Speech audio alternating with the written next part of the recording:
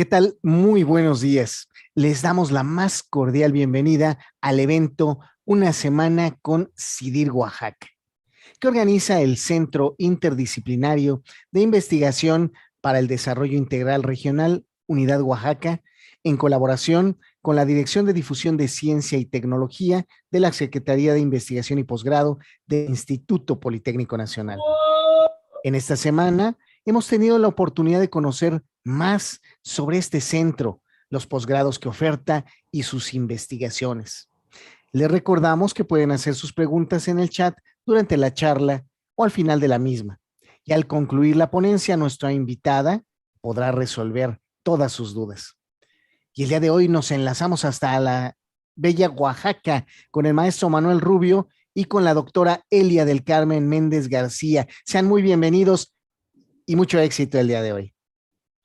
Muchas gracias, maestro Antonio. Gracias a todos. Bienvenidos al CIDIR Oaxaca. Muy buenos días, maestra Elia, doctora Elia. Gracias, buenos días a todos. Pues estamos prácticamente terminando este día, lo que es la semana con el CIDIR Oaxaca. Agradecemos mucho a la Dirección de Difusión el trabajo, el esfuerzo de toda esta semana. Y cerramos, como bien decía el maestro Antonio, con broche de oro. Está con nosotros la doctora Delia, maestra investigadora de CIDIR Oaxaca. Doctora, para empezar, platícanos un poquito cuál ha sido tu formación académica, todo eso, y tenemos muchísimas preguntas para hacer el resto de la hora. Muchas gracias, Manuel. Buenos días a todos. Gracias por escuchar esta comunicación. Bueno, pues yo estudié Lengua y Literatura Hispánicas en la Universidad Nacional Autónoma de México. Después hice un posgrado becada por la Agencia Española de Cooperación Internacional en Madrid sobre Lengua y Literatura Hispánicas. Después hice la maestría en Lingüística Aplicada por la Universidad Autónoma Benito Juárez de Oaxaca. Y finalmente el doctorado es en Sociología, también por la Benemérita Universidad Autónoma de Puebla. Ese es mi recorrido académico. La maestra, la doctora Elia Méndez, es profesora investigadora de nuestro centro, es miembro del Sistema Nacional de Investigadores, es maestra de nuestros posgrados, y tengo dentro de sus líneas de investigación, doctora, lo que es la sociología comunitaria, la memoria colectiva, gobernanza del territorio, y usted ha trabajado mucho en pueblos y comunidades indígenas, Delia, y su charla de hoy me llama muchísimo la atención. Memoria histórica, ¿para qué? Y me llama mucho la atención porque a lo largo de esta semana yo mismo he estado en un proceso de recordar muchas cosas que hacemos en nuestro centro, y al final sí me gustaría también cerrar con una reflexión sobre esto, porque no es un tema típico de los que hacemos en el CIDIR. Y pude reflexionar mucho solo con el título, porque yo mismo había olvidado muchas de las cosas que teníamos en nuestro centro, pero eso lo dejamos para otro momento. El título de la charla de la doctora Elia es Memoria Histórica, ¿para qué? Y platíquenos, doctora, ¿para qué la memoria histórica? Muchas gracias, Manuel. Y bueno, pues les voy a presentar el tema. Sí, adelante. La pantalla. Me dicen si ya la pueden ver. Perfecto. Muy bien. Pues sí, la memoria histórica, ¿para qué? ¿Qué es la memoria histórica?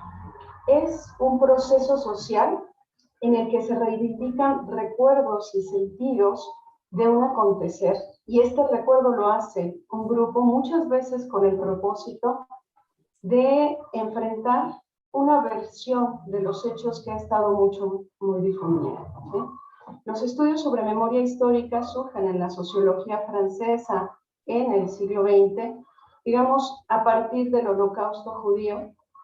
Hay una necesidad social de recordar, de no olvidar las atrocidades a las que puede llegar el mismo ser humano, contra el ser humano.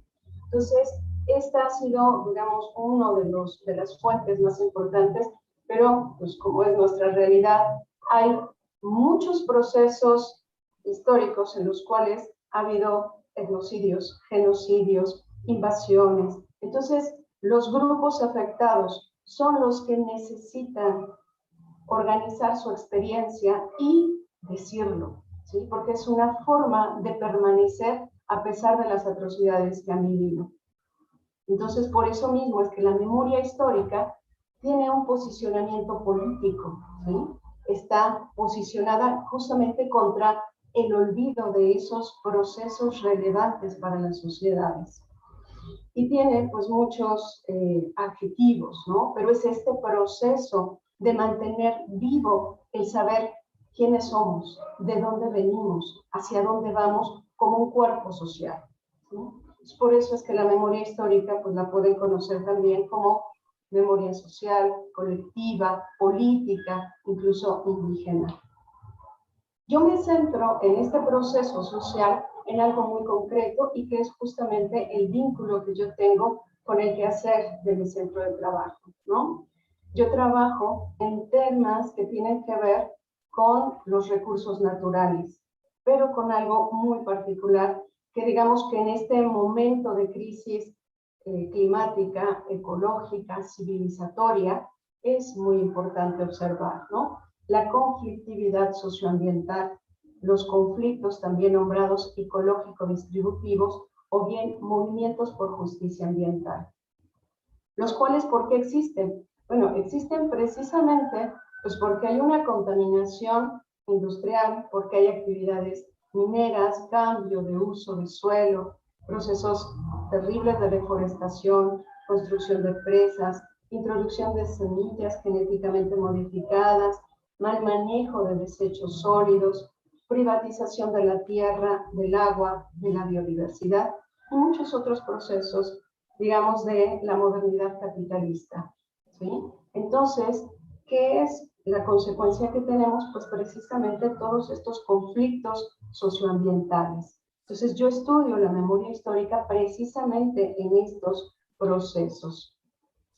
Y yo creo que es válido también diferenciar estos tres ámbitos, porque problemas ambientales pues puede haber muchos. Ahí está el río Atoyac, ahí están muchos procesos de la basura con la ciudad de Oaxaca, muchos problemas ambientales, pero no todos los problemas ambientales llegan a ser conflictos socioambientales.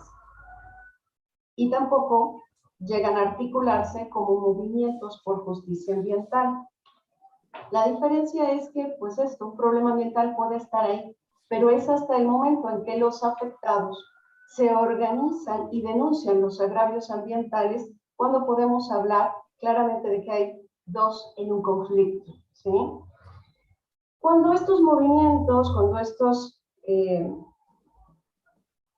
conflictos socioambientales trascienden, digamos, en la articulación con organizaciones no gubernamentales, a veces con centros de investigación, con universidades, con estudiantes, con diferentes instituciones, logran vincularse y entonces también pueden llegar a formar, integrarse en redes nacionales o internacionales. Es cuando podemos hablar, digamos, de un movimiento por justicia ambiental.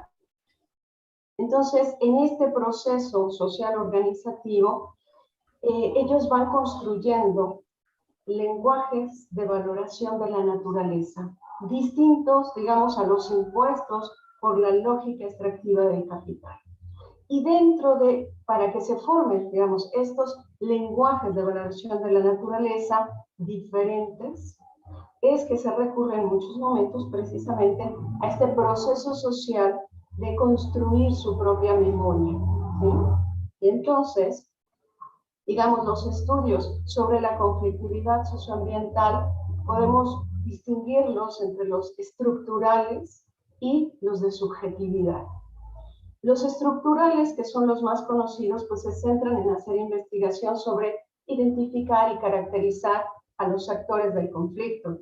Saber el conflicto, ¿no? Teorizar sobre qué es un conflicto socioambiental, o si lo podemos considerar o mejor nombrar como ecológico distributivo, sobre las estrategias de lucha que han ocupado los movilizados en las estrategias legales o de acción directa. También se centran, ¿no?, en cómo ha sido esta apropiación y distribución de los recursos, de los beneficios, las externalidades de estos megaproyectos extractivos. Pero ¿este enfoque sería el estructural? Así es, ese es el estructural, ¿no?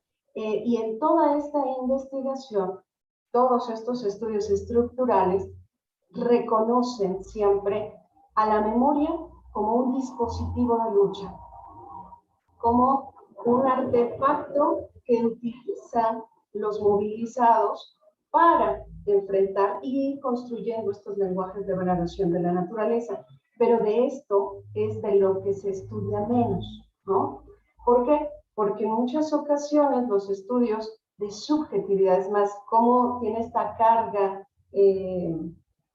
peyorativa el hablar de esto es subjetivo, y entonces pareciera que tiene poco valor, que no es importante, que no es verdadero, que no es científico. Y justamente, precisamente por eso me formé en mi doctorado en estos ámbitos de subjetividad en teoría crítica para analizar, pensar desde otros parámetros de construir conocimiento. Y en ese sentido es que yo he trabajado en profundizar cómo es este proceso del recuerdo, ¿sí? Y precisamente por eso es que en mi tesis doctoral lo que trabajé fue justamente esta categoría que se llama la potencia de recordar. ¿Por qué es potente recordar? ¿Por qué es importante recordar? ¿Para qué ha servido? ¿Sí? Entonces, pues a la memoria lo que le interesa son los significados que han construido las personas que han vivido esos acontecimientos. Entonces ahí estamos justo en el plano de la subjetividad, ¿sí? ¿La subjetividad es más personal? Es personal y es social. Es un proceso que nos explica cómo es que hemos llegado a ser quienes somos, desde un punto de vista, digamos, muy kantiano. ¿Por qué pensamos lo que pensamos? ¿Por qué valoramos así las cosas? No es de repente que viene una verdad, la acepto y entonces es esto. No, tenemos una trayectoria vital, una trayectoria de experiencias, una trayectoria en la que vamos contrastando la vida, el saber, el mismo proceso de integrarnos a un grupo social. Entonces, estos significados, que son los más profundos, digamos, son finalmente los que nos explican lo que hacemos. ¿Por qué hacemos lo que hacemos? ¿No? Yo recupero de la teoría crítica a Walter Benjamin en sus tesis de la historia, justamente cuando él dice esto en la tesis 6, ¿no? Articular históricamente el pasado no significa conocerlo tal como fue en concreto, sino más bien adueñarse de un recuerdo semejante, ¿sí?, a un instante de peligro, semejante, y esto es lo que se llama, o sea, conocido como el relámpago de Benjamin, ¿sí? Si estamos en una tormenta y está todo oscuro, sin luz no podemos ver, ¿no? Y el relámpago que en un momento se aparece y nos da cuenta, nos da una imagen completa de lo que enfrentamos, de lo que está ahí en medio de esa tormenta. Así es el recuerdo. Es un momento en el que la intuición, en el que la completitud del ser humano está ahí mostrándonos algo, mostrándonos un saber, ¿sí? Y por eso es que trabajo también este asunto de, ese es un proceso de organizar la experiencia. Recordamos, y en el momento en que recordamos también le dotamos de un sentido, lo convertimos en experiencia, ya lo vivido, se convierte en un saber que nos explica lo que estamos viviendo. Y yo, para construir esta categoría, también como lingüista, pues recupero, digamos, las raíces de la palabra misma, del acto de recordar. Recordar proviene de cor cordis, corazón, y de re, volver. Volver a pasar la experiencia integral del ser humano, que pasa también por los sentimientos. Y en ese sentido me parece muy potente porque nos devuelve algo que es muy importante reconocer, que los seres humanos somos razón, pero también emoción. Que los seres humanos cuando pensamos, estamos también sintiendo, y que cuando sentimos, estamos también pensando, ¿sí? Entonces, claro, vivimos en una sociedad que excluye las emociones, que pondera, ¿no? Como es la lógica desde el siglo XVIII para el nacimiento de la ciencia. ¿Qué es lo que se pondera? Se pondera la razón, el por qué hacemos las cosas, las argumentaciones, tratando de eliminar esta otra parte que también nos constituye, tratando de eliminar todos estos otros aspectos subjetivos que pueden distorsionar, ¿no?, nuestra percepción de la realidad. Estos han sido, digamos, como las lógicas y la cimentación de una postura frente a la producción de conocimiento, ¿no?, que es mucho más intelectualista y que trata de eliminar por completo estos ámbitos propios de los seres humanos que hacemos el conocimiento. Entonces, justamente con esta categoría lo que trato de poner es justamente sostener que somos tanto pensamiento como sentimiento y que las dos siempre están en el momento en el que producimos un conocimiento, en el que producimos un sentido de lo que somos, de lo que hemos vivido y de lo que proyectamos ser, ¿no? Por eso es que también... Doctora, sí. Un poquito quiero retomar. Entonces, un enfoque estructural es cuando yo tengo una posición, por ejemplo, con una esfera de poder, con una dependencia, con otro ente con el que manejamos a lo mejor diferentes lenguajes. Y el mundo de la subjetividad está dentro de mí y dentro de los que somos lo mismo, de una comunidad, los que somos paisanos. Ahí vive entonces este mundo de la subjetividad. Así es, porque está en el seno social, es decir, Con los que no lleguemos platico. al extremo que no nos sirve para pensar las cosas, como que cada cabeza es un mundo y entonces es imposible, ¿no?, vincularnos, ¿no? Claro, somos Claro una que red. somos, exactamente, somos nodos de redes, de relaciones sociales. Entonces, visibilizar que mi experiencia y mis recuerdos son compartidos y que son dialógicos, eso es fundamental. Y ahí es donde en ese proceso dialógico, donde se produce ese conocimiento, donde se produce esa memoria que nos vincula como grupo, ¿sí? Por eso es que yo trabajo también en esos dos ámbitos, ¿no? Los recuerdos y la potencia de recordar se expresan en el lenguaje, en las narrativas de lo que pasó, pero ya dotado de experiencia, de reflexión, de conocimiento compartido socialmente, pero también en nuestro hacer, también en lo que hacemos frente a los procesos comunes, ¿no? Frente a los problemas, y por eso tiene esa carga política, ¿no? Esta actitud frente a la cosa común que nos afecta a todos, y entonces todos somos parte también de proponer estas diferentes acciones. Y yo, bueno, todo esto lo trabajo específicamente con los movimientos que defienden el territorio, ¿no? Y fundamentalmente he trabajado pues con procesos donde los movilizados son también indígenas. Tal vez muchas de las personas que nos están viendo son probablemente de un ámbito más urbano. Y quiero decir que la doctora trabaja con comunidades muy pequeñas, indígenas, algunas de la sierra, otras aquí de los valles centrales, pero en el contexto del ámbito donde trabajamos muchos de estos proyectos, pues efectivamente son comunidades pequeñas que a veces tienen que enfrentar situaciones, empresas, concesiones, decisiones de gobierno que no se comparan en la magnitud física de una pequeña comunidad de 200 personas contra toda una estructura de gobierno o contra toda una empresa transnacional. Pero bueno, adelante, doctora. Sí, así es. Y efectivamente, como dice el maestro Manuel, pues les voy a presentar rápidamente un caso en donde yo estudié de memoria histórica y que fue justamente de mi tesis doctoral, ¿no? Es justamente el proceso que ha desarrollado la comunidad que se llama Capulalpan de Méndez, que se encuentra en la Sierra Norte, en la Sierra Juárez de Oaxaca, que está a hora y media de la ciudad de Oaxaca, y que esta comunidad se ha levantado en contra de que regresen los procesos mineros a su territorio, ¿sí?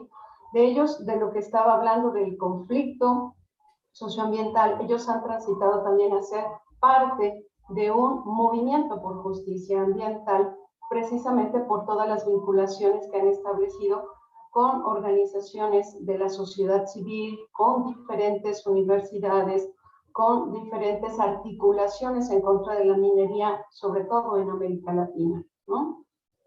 Entonces, quizás muchos de ustedes pues hayan escuchado sobre estos procesos, ¿no? En contra de la minería de Capulalpan de Méndez, porque es muy emblemático en ese sentido, porque ellos han declarado esto, ¿no? Han declarado que su lucha está basada en su memoria histórica.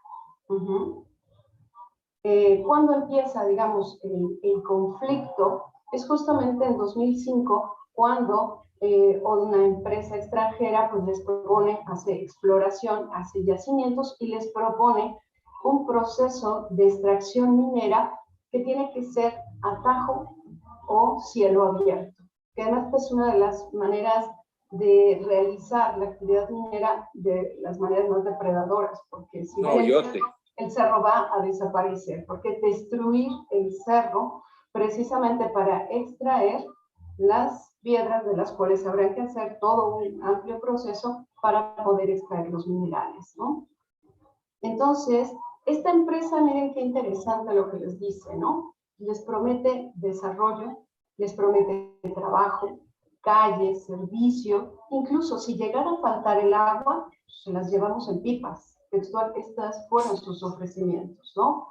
Pero ¿qué hay ante ello? Bueno, ahí es donde se moviliza la memoria, ¿sí? Ahí es donde los ancianos, que previamente tenían la experiencia de haber trabajado en la mina que está, ahora ya es el municipio al lado, que es Natividad, pero que cuando se fundó la mina, eso fue parte del territorio de Capulalpan.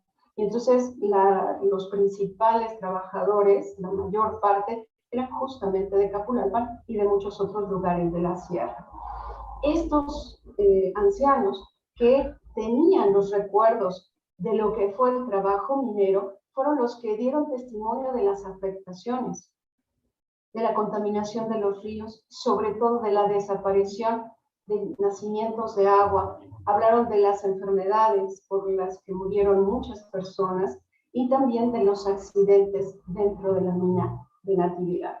Entonces, estos recuerdos, ¿sí?, son los que fueron construyendo justamente estos lenguajes de valoración de la naturaleza, que van a poder enfrentar el discurso del desarrollo del capital para decirles, aquí no regresa la minería, ¿sí? Y ahí está, bueno, ahí tienen las fotografías de, esto es parte, digamos, o sea, no el hecho de que me ponga a estudiar los procesos de subjetividad, no quiere decir que no estudie también los estructurales, porque entre los dos podemos tener una comprensión mayor del proceso que estudió, ¿no? Además, entonces, están muy interrelacionados. Así es, así es. Pero digamos que lo que más se estudia han sido justamente los procesos estructurales y los subjetivos, pues se reconocen, pero no se han profundizado tanto, ¿no? Entonces, por eso ese es, digamos, mi énfasis, pero sin dejar de lado el estudio de estos aspectos. Ahí pueden ver las acciones directas, ¿no? El cierre de la carretera internacional, justo donde está lo que en Oaxaca conocemos como el monumento, ¿no?, a Juárez, y otro cierre en las dependencias gubernamentales. ¿Qué encontramos en la memoria para ir construyendo esos lenguajes de valoración de la naturaleza? cosas tan interesantes como estas, ¿no? Trabajar como trabajaban los viejitos. ¿Quiénes eran los hombres que trabajaban la minería? Y esto fue parte de los recuerdos.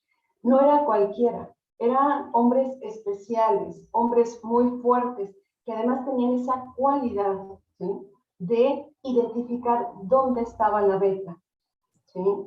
Y esas cosas son las que a mí me fueron mostrando, digamos, esa sabiduría. Les presento a don Aniceto Pérez, un minero que hoy día pues ya ha fallecido, y yo todavía tuve la fortuna de conocerlo, entrevistarlo y aprender de él. Él también decía, ¿no?, que recuerda que su padre y su abuelo le decían esto: al cerro se le pide permiso. Le decían al cerro: no vengo aquí por mi gusto, vengo aquí por mi necesidad. Y entonces el cerro se les abría y les dejaba encontrar la beta y podían trabajar. Y yo creo que este es uno de los aspectos, uno de los saberes vernáculos para la sustentabilidad que podemos aprender de estos procesos de la relación comunidad-naturaleza, de la relación seres humanos, sociedad con la naturaleza. Este intercambio, este metabolismo que hay entre el cerro, que se considera un ser vivo de la naturaleza, no un recurso meramente, con el cual el ser humano ha venido estableciendo, no solamente aquí, sino en todas las comunidades humanas, procesos de intercambio con la naturaleza, ¿sí? Y que siguen vivos y que nos siguen mostrando justamente cómo tendría que haber ese equilibrio, un respeto, no la destrucción, pero sí, claro, lo requerimos, ¿no? No vengo aquí por mi gusto, vengo aquí por mi necesidad. Esto es lo que decían los gambusinos, los mineros que trabajaron, ¿no?, en el río y en la mina, de esta manera, relacionándose así con la naturaleza, ¿sí? Por ejemplo, esto también lo escuché en los madereros, gente que había trabajado, por ejemplo, para Papatux, y que eran madereros, cortaban los árboles para también continuar los túneles dentro de la mina, ¿sí? Entonces, también tenían esta noción de relación con el bosque, ¿no? También para abrir una nueva brecha, pues se tenían que derribar árboles, y esto implicaba también pedirle permiso al monte. Escuché historias interesantísimas de cómo cuando esto no se hacía, había muchas posibilidades de que hubiese pues un accidente. ¿Por qué? Porque el viento habla, porque el bosque y los árboles hablan y nos dicen si es un día para cortar, si es un día en que es posible esto o no. Y eso también estaba muy presente con los gambusinos, con los mineros, ¿no? Saber identificar en el ambiente el clima. Hay días grandes en los que no se debe de trabajar. Es el respeto también del descanso.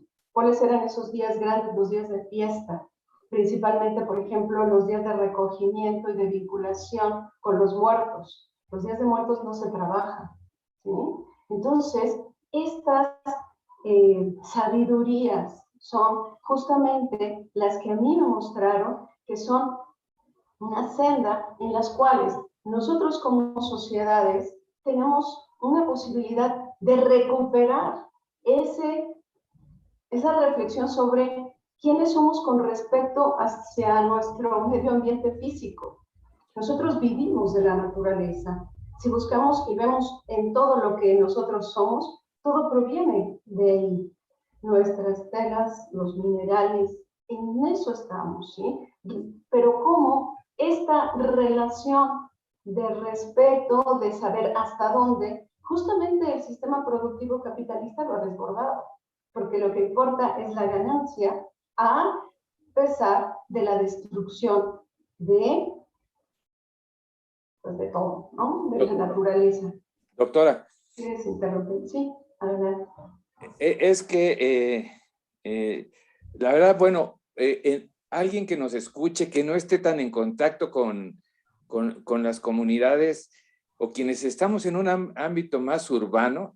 No me dejarás mentir que a veces pensamos que esto es bonito, ilusorio, folclórico, no se me ocurre otra palabra, como que muy propio de alguien que no conoce, de alguien que por ignorancia dice, el monte me habla. Pero estamos en un mundo que hasta la física cuántica está metida en los sentimientos y que no existe una realidad, existen 1000 realidades, pero en el contexto de nuestras comunidades, cada vez menos desafortunadamente, pero muchas de estas cosas, esas son las realidades, son las cosas que guiaban cómo se producían procesos tan cotidianos como saber cómo sembrar, a dónde ir de cacería, dónde abrir la brecha, qué manantial utilizar. Tenían una aplicación no romántica, tenían una aplicación absolutamente práctica. ¿Qué día se hacía tequio? Y todo eso. A mí me tocó ver en varias ocasiones cómo para ir de cacería tenían que pedirle permiso al monte para poder hacerlo. Si no, no lo hacían. Y ese pedir permiso no es nada más una cuestión no encuentro las palabras, pero no es una ocurrencia. Es un saber intuitivo que muchas veces por nuestra urbanización, modernización, ya cosa de cemento, como que ya no la logramos percibir en este sentido. Y yo creo que se está perdiendo mucho en todo esto. Pero bueno, mi punto de vista es, ¿qué tanto observaste que se perdía todo esto? Bueno, yo quiero decir dos cosas porque me motivas, digamos, con tu intervención, algo que es sumamente importante de señalar. Efectivamente, o sea, estamos en una sociedad que privilegia la productividad, que privilegia el saber, la ganancia, es decir, estamos en una sociedad con un sistema productivo capitalista, donde esto que se privilegia, que es la ganancia, para abrirse paso, ¿qué necesita? Pues necesita efectivamente eliminar todo esto que, como tú lo has adjetivado muy bien, se considera retrógrado, no se considera ni siquiera saber, no está el estatus de un conocimiento validado, científico, seguro, ¿sí? Son creencias de los pueblos, creencias de los indios. Y ¿Por qué? Porque ocurrencias. también tenemos que reconocer que somos una sociedad eminentemente racista. De acuerdo. ¿Sí? Entonces, nuestra mirada, la mirada general como sociedad, está más puesta hacia el desarrollo, a asemejarnos. Digo, es que estamos exactamente igual que como en la Reforma, ¿no? ¿Cuáles eran las intenciones del siglo XIX? Era ser como los europeos, había que blanquearse. Y entonces la cuestión india, pues la cuestión india es un problema. Entonces, ¿qué hay que hacer con ellos? Pues desindianizarlos. ¿Y cómo los desindianizamos? Asimilándolos.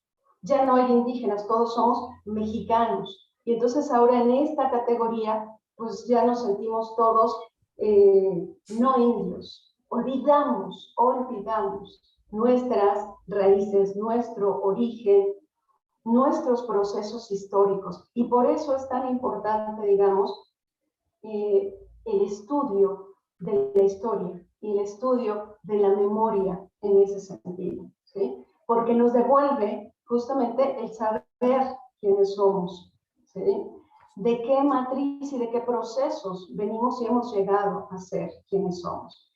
Eso por un lado, y sí, reconocerlo. Por eso esta perspectiva en la que yo trabajo también se vincula con los debates de la decolonialidad, ¿no? Con los debates justamente para decir que estos conocimientos, como tú lo ibas señalando, son, tú dijiste, reales en esos espacios. Yo diría que además estos conocimientos están muy vinculados a la materialidad de la reproducción de la vida. O sea, esto se hace, los aprovechamientos forestales, el agua, el abrir caminos, para asegurar que las sociedades puedan reproducirse. Y para eso necesitamos alimentos y demás procesos para permanecer. Pero también, y está muy vinculado a la reproducción material, pero también la reproducción simbólica, porque al hacer esto reivindicamos quiénes somos, nuestra identidad, nuestra adscripción a los grupos sociales en los que somos, ¿no? Okay. Porque esto también es súper importante afirmar. La reproducción de la vida no la hacemos en el individuo, aislado, separado del otro. La reproducción social siempre es con los demás, en un proceso social, en un proceso comunitario, en un proceso organizativo. Y reconocer esta vincularidad es de los procesos más importantes y que yo creo que también estas historias nos las devuelven, ¿no? Bueno, continúo. Sí, por favor. seguir interrumpiendo, está muy bien porque sacamos cosas que no estaban en el guión. Gracias. Por ejemplo, ahora la señora Adela López, que ahora, pues gracias a Dios todavía vive, pero está ya en una situación de salud muy, muy complicada. A ella me tocó conocerla, que fue gambusina desde sus 6 años. Aprendió a trabajar en el río para sacar la pella, para sacar justamente la pella de oro. Y todo ese proceso lo empezó a hacer desde esa edad. Por eso su contacto con el río, con los minerales, la llevó a desarrollar un conocimiento muy grande. Ella la buscaba precisamente para que encontrara los tesoros, para que buscara dónde estaban, ¿no? Los minerales. Y además ella, precisamente por su trayectoria, no solamente participó, digamos, en reforzar estos argumentos, estos lenguajes de valoración de la naturaleza, de la memoria histórica sobre el proceso minero, sino también de algo que a ella le tocó encabezar, que para los que somos de aquí de Oaxaca seguramente conocemos también mucho, ¿no? La acción directa que las mujeres desempeñaron en la Sierra Norte para defender el monte frente a Papatux, hacia la renovación de las concesiones forestales, ¿no? Entonces, por ejemplo, de ella escuché esto. En nuestro tiempo fuimos chingones, quemamos máquinas de la papelera, detuvimos camiones y al final ganamos el cerro. Y esto a esa edad, a los 85 años, y revivir toda esa experiencia de lucha, ¿sí? Que además esto me lo cuenta para los años 80, finales de los 70, cuando las comunidades impidieron que se renovaran las concesiones forestales, ¿no? A esta empresa que era Fábricas de Tuxtepec, que era de capital estatal y privado. Y esta fuerza de la lucha es también, digamos, la que en cierta tradición se va pasando en las siguientes generaciones. Y también en ese sentido se vincula con sus recuerdos previos, ¿no? La minería acabó con el agua. Antes había manantiales, muchos se han secado. La gente enfermaba y moría de la mina, de las enfermedades que la mina les propiciaba, ¿no?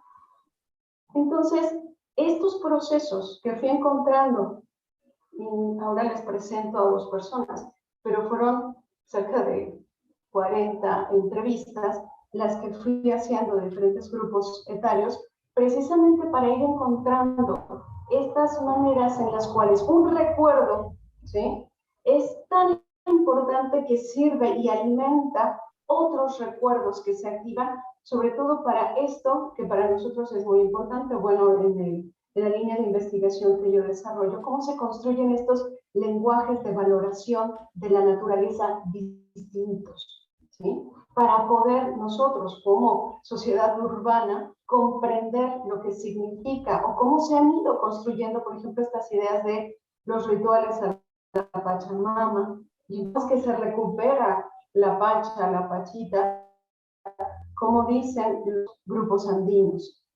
Cómo es que cada uno de ellos va produciendo sentido, va produciendo una nueva mirada de las cosas como se han impuesto, ¿sí? Entonces, hay otras experiencias también maravillosas que me tocó ver con ellos, que son gambusinos y orfebres, ¿no? Felipe Luna y Jorge España. Y un sinfín de estas historias que tienen que ver con lo que es la Malaya, con un jinete negro que se aparecía, ¿no? Con ciertas estrategias como enterrar el machete para detener los vientos, para alejar la Malaya, justamente, que podrían poner en peligro justamente el trabajo en el bosque, ¿no? Perdón, en el río, para la extracción de los minerales. Historias de los escueleros, ¿no? También hay historias muy positivas de la minería, no todo es tragedia, muerte, robo, despojo. También hay historias sumamente interesantes. ¿Por qué? Porque todas estas experiencias constituyen, digamos, la experiencia amplia de la experiencia vital de los seres humanos. Los escueleros, por ejemplo, eran niños que en Capulalpan les pagaban el almuerzo a los mineros. Y entonces en su recreo podían salir, recogían el morral o la canasta y se iban corriendo a la hora en que los mineros salían a comer y les llevaban. Se esperaban ahí, comían los mineros y regresaban con las esposas de los mineros para esto. Entonces, para ellos, ¿qué representaba el trabajo de la mina? Pues un juego, un trabajo, un estímulo económico, pero la relación, ¿no? Y el vínculo de recorrer de Capulalpan a Natividad el territorio y conocer muchas historias, ¿no? Entonces, pues estos son los procesos que no solamente están en el recuerdo, como en el pasado y como historias bonitas, como dices, ¿no? Sino que también se actualizan. Estos recuerdos toman vida en otras formas que los grupos sociales, que los acuerpamientos comunitarios deciden hacer. Y también son otras estrategias precisamente para enfrentar los procesos del capital, en este caso en el proceso minero. Capulalpan empezó a hacer, como muchas otras comunidades, digamos, a revitalizar esa relación con la naturaleza, ¿sí? Empezó a hacer estos rituales de desagravio a la tierra por el daño que se le había ocasionado. Empezó a vincularse con pueblos cercanos, es decir, no es la preocupación por el territorio aislada de Capulalpan, ellos lo encabezan, porque finalmente el proyecto se iba a abrir dentro de su territorio. Y lo que hacen es hablar con sus vecinos, con los pueblos de al lado y, por ejemplo, crean esta actividad que, bueno, ahora por la pandemia ya no la han podido realizar, pero que año con año, desde que la iniciaron, hicieron este festival de tierra caliente. Ir a uno de los parajes en donde llegan los demás pueblos y se encuentran en la fiesta, pero también se encuentran en este momento festivo de reivindicar su decisión de no dejar que la minería regrese y de defender el territorio, ¿no? Entonces, por eso también digamos la potencia de recordar, la potencia de este artefacto que es la memoria, no es solamente la historia del pasado, es decir, también cómo puede esta producir nuevas actividades, nuevas narrativas hoy presentes, ¿no? Con estas vincularidades, por ejemplo, este misticismo en el que se convive con la religión judeocristiana, ¿no? Con el catolicismo fundamentalmente, en donde pueden vincular este ámbito de relación espiritual con la naturaleza. Otras maneras de recordar también en Capulalpan, otras de las muchas acciones que han hecho, es justamente esto que ven al frente, es el museo, ¿no? Y el museo que fue hecho fundamentalmente para recordar la historia de Capulalpan, para recordar lo que son como pueblo y los pilares, digamos, que lo van constituyendo. De un lado tienen la iglesia, parte de la fiesta, y en la parte superior, si se fijan también, van cargando un ataúd, ¿no? Precisamente para que no, bueno, si lo pueden ver con el cursor, aquí está, precisamente para recordar que hubo estos árboles muertos, ¿no? O sea, estos árboles cortados, este momento de Papatux y de la minería que trajeron también muerte y destrucción.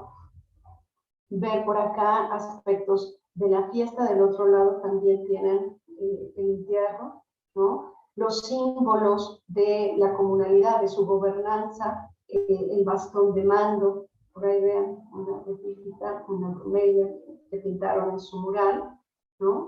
Estas otras maneras, pues, que quedan plasmadas. Es decir, lo que quiero también enfatizar y cerrar con esto es que la historia no está acabada, de que la historia se va haciendo constantemente, que la historia, como esto que yo estudio, los procesos del recuerdo, de las memorias, de los hechos pasados, que hoy cobran un nuevo sentido y que proyectan hacia el futuro, que se muestran hoy aquí. Entonces, es una síntesis donde pasado, presente, futuro, ¿no? Nos dan este sentido, este conocimiento, que yo creo que precisamente como sociedades urbanas conviene que recordemos, conviene que aprendamos, ¿no? De esta necesidad de cuidar nuestro entorno natural para asegurar la vida humana, que justamente en estos momentos de crisis es justamente lo que está en peligro, justamente nuestras experiencias de la pandemia, el hecho de que no podamos encontrarnos, de que estemos buscando esos otros recursos del encuentro, del diálogo, de la comunicación, pues frente a la adversidad que siempre está presente, ¿no? Entonces, Fíjate, pues bueno, hasta aquí dejo. sí. Pues lo que Tengo varias preguntas que nos hacen a través de las redes, doctora. Si gustas dejar de compartir pantalla, pero te las hago porque son muchas y tenemos aquí un montón. Te las planteo como me van llegando. Me preguntan, Julieta Ramírez dice, ¿los indígenas siguen educando a sus poblaciones en respetar a la naturaleza? ¿Y cómo se podría transmitir esta educación a los explotadores? ¿Quieres que vaya contestando de una vez? Sí, sí. Okay. Son un montón, ¿eh? Sí, pensé que por eso me ibas a hacer como muchas y luego ya cerraba, pero bien. Sí, hay una preocupación. Hablo, digamos, de los casos que conozco y por eso también cuido esto de no generalizar, así como todos los indígenas, porque no todo lo indígena es comunitario, ni todo lo comunitario es indígena, Claro. ¿no? Entonces, digamos, en los casos que yo conozco sí que hay una preocupación precisamente por las generaciones que nos van a suceder. O sea, tú me preguntabas hace también un rato, digamos, por esta transición generacional.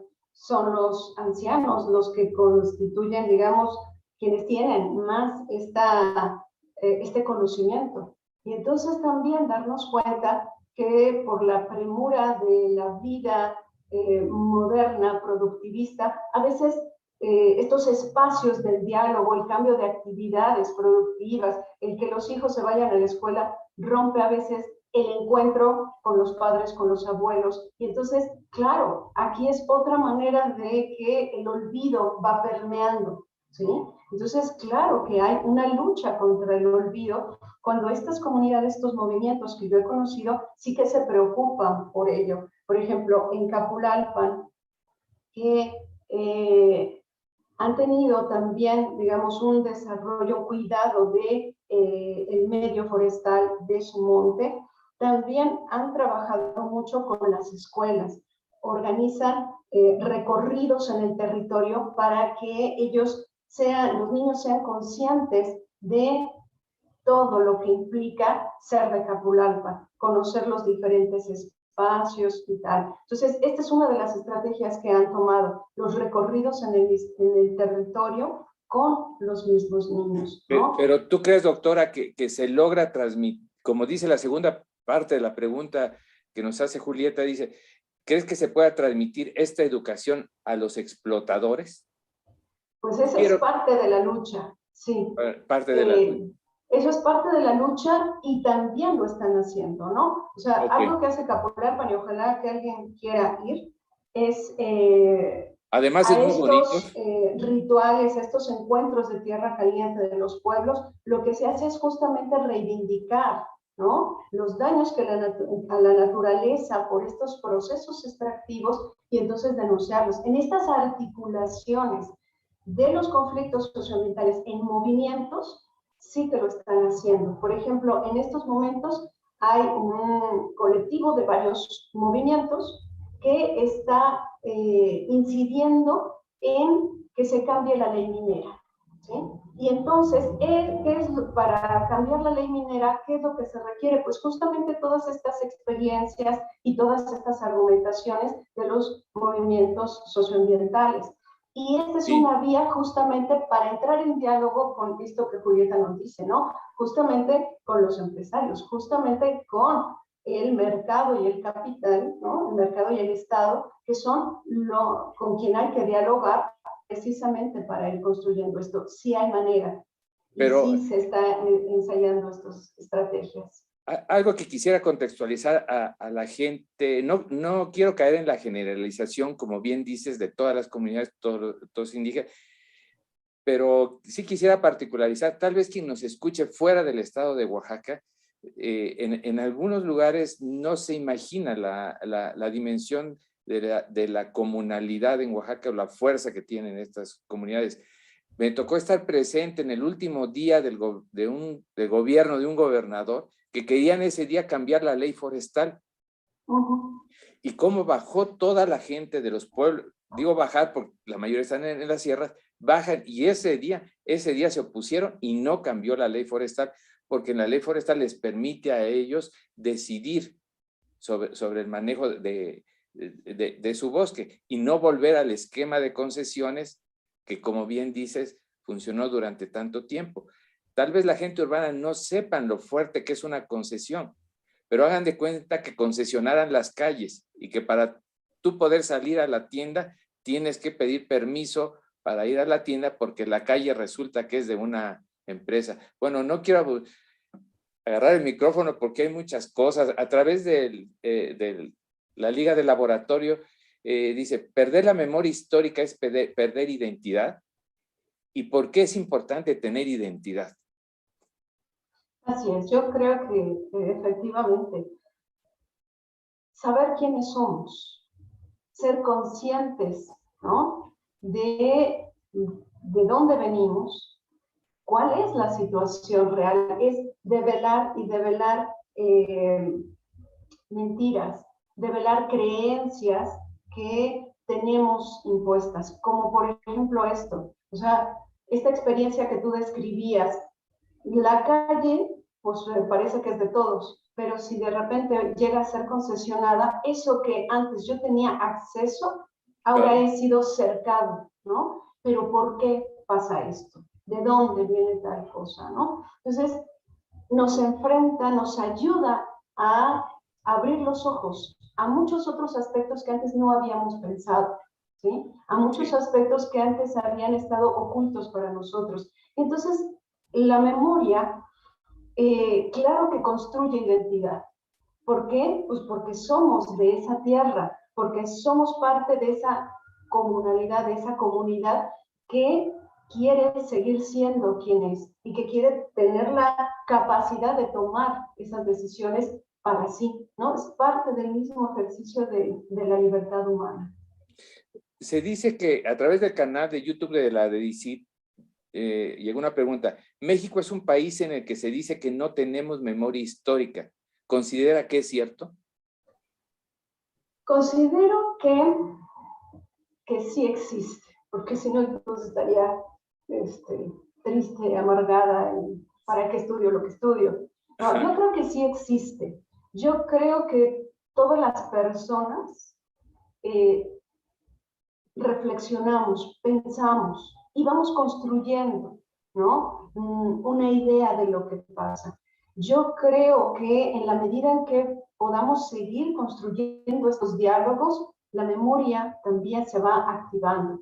Por supuesto que ha habido argumentos que dicen esto, ¿no? No somos un pueblo sin historia, sin memoria, pues porque hemos asumido, ¿no?, estas verdades que nos dictan desde los artefactos del Estado y sobre todo el artefacto de comunicación masiva, que en muchos momentos nos pinta un México de estos, ¿no? Todos asumirnos como mestizos, todos olvidar, ¿no?, cuáles fueron los pueblos que han vivido aquí y que por todos los procesos etnocidas, genocidas, de conquista, no han podido acabar con los pueblos indígenas. Yo creo que eso es justamente uno de los destellos más maravillosos, ¿no? Por ejemplo, este año que se 1521, que fue justamente la caída de Tenochtitlan, hace poco que estamos festejando esto. Sí. Los invito a que vean este video que ya está en las redes de este evento que hicieron en el Zócalo, ¿no? De recordar cómo se fundó Tenochtitlan, de cómo fue la conquista y de que a pesar de todo eso la resistencia indígena está presente. Y al final, justamente de este espectáculo de luces que están dando en el Zócalo, aparecen rostros de mexicanos, rostros como el tuyo y como el mío, que tienen muchos rasgos indígenas, los pómulos salidos, las pieles morenas, ¿no?, la nariz aguileña. Somos parte de eso, aunque lo quisieran borrar por completo, se manifiesta de una y de otra manera, ¿no? Y creo que nos da pie también a repensar nuestra historia. Hay muchos héroes que nos los han... Bueno, no quiero quitar el mérito a nadie, no quiero meterme en polémica de eso, pero hay muchos héroes que nos los pusieron en tantas estampitas que ahora es muy difícil quitarme. Voy a dar paso a otra pregunta. ¿Qué acciones se puede hacer para recuperar la memoria histórica de alguna institución o de alguna comunidad? Bueno, y ahora que dicen institución, a nosotros mismos nos hace falta a veces recuperar nuestra memoria histórica, y yo la he recuperado esta semana como no tienes idea, doctor. Sí, pero hay muchos procesos que están en curso, que están en camino. Por ejemplo, las reivindicaciones de la historia.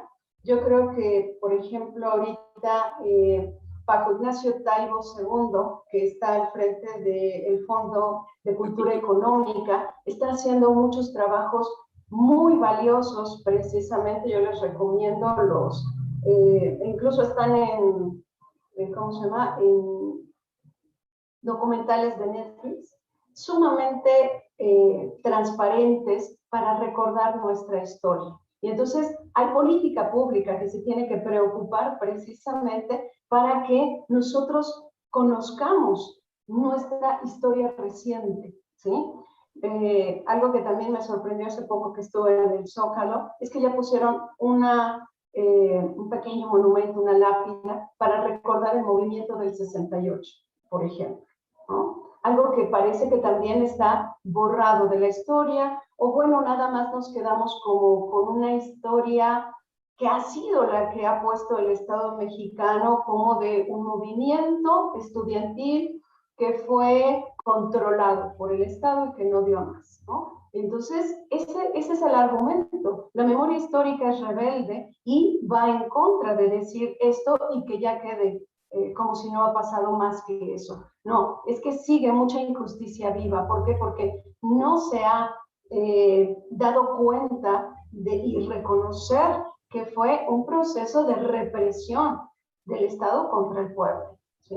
Entonces, así como esto, pues bueno, la política pública es la que tiene un gran trabajo que hacer. Y yo creo que lo que está haciendo Paco Ignacio Taibo II es justamente esto. Es un historiador.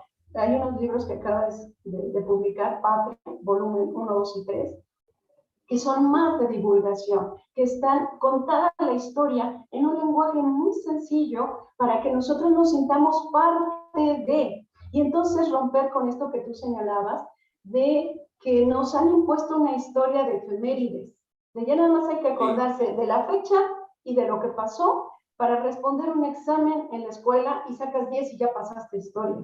Pero no se ha hecho un énfasis reflexivo y crítico en nuestras clases de historia para pensar el proceso, para pensar que el padre de la patria no habría sido el padre de la patria si no estuvieran los amplios grupos de gente que murió en todos esos 10 largos años de la batalla de la independencia, ¿no? Sí. Entonces... Y bueno, ya estamos casi en el tiempo. También les recomiendo un libro del Fondo de Cultura Económica, La lucha por Tenochtitlán. Está buenísimo porque aborda muchos aspectos. No solo un grupo de españoles vienen y conquistan un imperio, no. Eso tiene 1000 matices que tendríamos que ver. Algunas últimas preguntas rápidas. ¿Por qué las personas que han vivido situaciones negativas olvidan esta situación y vuelven a repetirla? Bueno, eso yo creo que es otro proceso. Es decir, eso alude mucho más, digamos, a un plano psicológico. Alude más Pero a ¿no que crees también que está, digamos, pasa muy lo social? documentado. Sí, también está muy documentado que cuando la experiencia ha sido tan terrible, es un mecanismo de defensa del mismo cerebro el olvido, porque si no, no se puede sobrevivir, ¿no? Esto ha pasado en muchos procesos, por ejemplo, esto que les decía, donde surgieron estos estudios del Holocausto, hay mucha gente que prefirió el silencio, callar, no hablar, ¿no? Y mucho tiempo después es cuando esto es posible. Entonces, también el recuerdo viene cuando es fértil el momento para hacerlo, ¿no? También pienso, por ejemplo, ahorita en los procesos que está viviendo España. También con el franquismo, también hubo un pacto de silencio desde arriba, desde el Estado. Aquí no ha pasado nada, dejémoslo todo en silencio, y han pasado. Y justamente, vean, Y están Franco murió en el reviviendo. 75, todo el gran proceso de transición de España. Y justamente en estos años, sobre todo 2010, 2012, etcétera, es cuando viene todo este movimiento de recordar las atrocidades del franquismo y lo que han hecho estos grupos que han recuperado en la memoria, que quieren justicia, han ido incluso a los tribunales extranjeros. Y entonces tuvieron que ir a los tribunales argentinos para que los argentinos le dijeran al gobierno español, escúchalos y escucha todas estas búsquedas, porque ellas también están como nosotros, ¿no? Buscando en las fosas los restos de todos aquellos desaparecidos durante la dictadura de Franco. Y ahorita que recordabas todo el movimiento del 68, es algo que a nosotros como Politécnico nos llega hasta el tuétano. Doctora, ya para cerrar, porque ya han de estar desesperados ahí, tus investigaciones no ven tanto esos aspectos técnicos que no, son mucho de lo que hacemos en el CIDIR. Sin embargo, es un complemento muy interesante y lo hemos visto en las pláticas de todos ayer con Marcelo, el complemento social en esta cuestión del recurso hídrico, los langostinos y todo eso. Sé que tu respuesta es que sí, pero ¿crees nos falta implementar esta parte social en algunos de nuestros proyectos? ¿Tú qué opinas? Sí, Y esa es la razón, digamos, por la cual yo decidí estudiar sociología. Porque, digamos, en mi experiencia en el civil fue justamente esto. En todo momento, el aprovechamiento y la conservación de los recursos está con los seres humanos, está en las comunidades, está con la gente que vive los problemas ambientales, con la gente que cuida o no los recursos. Entonces, por supuesto que el diálogo con las comunidades y la comprensión de los procesos sociales, por eso estudio justamente la gobernanza y el territorio, son fundamentales para poder, digamos, hacer Este aspecto que también en nuestro centro tiene como propósito, ¿no? La interdisciplina, poder establecer diálogos con otras disciplinas. Y justamente las estudiantes que he tenido son fundamentalmente biólogas, ¿no? Interesadísimas por ver estos otros procesos, pero claro, también comprenderlos con bases de otra disciplina. Claro. Doctora Elia, un gusto haber platicado contigo. Afortunadamente se nos quedan muchísimas preguntas y eso va a dar pie a que en algún momento podamos platicar más sobre esto y poder compartirlo pues con toda la gente que nos hace favor de escucharnos. Y pues regresamos contigo, Antonio, a la Ciudad de México. Gracias, doctora. Fue un placer platicar contigo. Gracias. Pues vamos a darle las gracias al maestro Manuel Rubio y a la doctora Elia del Carmen Méndez García por esta charla tan interesante y tan importante, ¿eh? Y bueno, en este momento también quiero agradecer a todo el equipo de la Dirección de Difusión de Ciencia y Tecnología, así como a los compañeros del Centro Interdisciplinario de Investigación para el Desarrollo Integral Regional, Unidad Oaxaca, por su gran esfuerzo y entrega, gracias al cual hemos podido llevar a cabo las transmisiones Una Semana con CIDIR Oaxaca. Y también les agradecemos a todas las personas que están siguiendo estas transmisiones. Los invito a seguir todavía el día de hoy tenemos diferentes actividades y eventos para ustedes dentro de Una Semana con CIDIR Oaxaca. Así que no se los pierdan, sigan con nosotros. En ellas van a conocer más acerca de las investigaciones, los programas de posgrado y lo que se desarrolla en el centro de investigación. No olviden suscribirse al canal de YouTube de la DEDICIT y además de seguir en Facebook y en todas las redes sociales a la DEDICIT y al CIDIR. En este momento nos despedimos a nombre del Centro Interdisciplinario de Investigación para el Desarrollo Integral Regional, Unidad Oaxaca, en colaboración con la Dirección de Difusión de Ciencia y Tecnología de la Secretaría de Investigación y Posgrado de nuestro querido Instituto Politécnico Nacional. Hasta la próxima. Muchas gracias a todos. Gracias.